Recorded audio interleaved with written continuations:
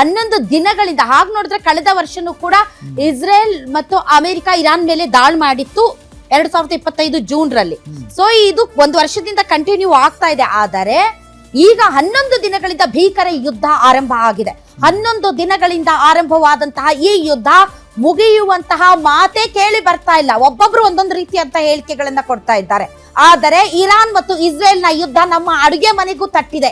ಯಾಕೆ ಅಂತಂದ್ರೆ LPG gas cylinder book ಮಾಡೋದಾಗಿರ್ಬೋದು ಅಥವಾ ಪೂರೈಕೆ ಆಗಿರ್ಬೋದು ಕಂಪ್ಲೀಟ್ ಸ್ಥಗಿತ ಆಗಿದೆ ಅಥವಾ ಕೊರತೆ ಉಂಟಾಗಿದೆ. ಹೀಗಾಗಿ ರಾಜ್ಯಾದ್ಯಂತ ಏಕೆ ರಾಷ್ಟ್ರಾದ್ಯಂತ ಗ್ಯಾಸ್ ಟ್ರಬಲ್, ಗ್ಯಾಸ್ ಎಮರ್ಜೆನ್ಸಿ ಶುರುವಾಗಿದೆ.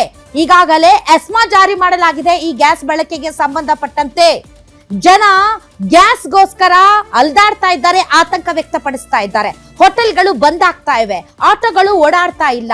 ಹೀಗೆ ಈಗಾಗಲೇ ವ್ಯವಸಾಯಕ್ಕೆ ಅಣಿಯಾಗ್ತಾ ಇದ್ದಾರೆ ಕೃಷಿಕರು. ರಸಗೊಬ್ಬರದ ಫ್ಯಾಕ್ಟರಿಗಳಿಗೆ ಇಂಪಾರ್ಟೆಂಟ್ ಇದು.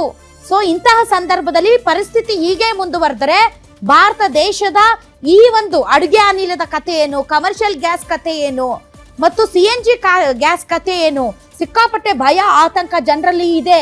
ಏನ್ ಮಾಡುತ್ತೆ ಭಾರತ ಸರ್ಕಾರ? ಈಗಾಗಲೇ 2 ದಿನಕ್ಕೇನೆ ಇಷ್ಟು ದೊಡ್ಡ ಕೊರತೆಯ ಸುದ್ದಿಗಳು ಬರ್ತಾ ಇರೋ ಹಿನ್ನೆಲೆಯಲ್ಲಿ ಇನ್ನೂ ಈ ಯುದ್ಧ 2 ವಾರ 3 ವಾರ ಹಿಂಗೆ ಮುಂದಕ್ಕೆ ಹೋದ್ರೆ ನಮ್ ಪರಿಸ್ಥಿತಿ ಏನಾಗಬೇಡ.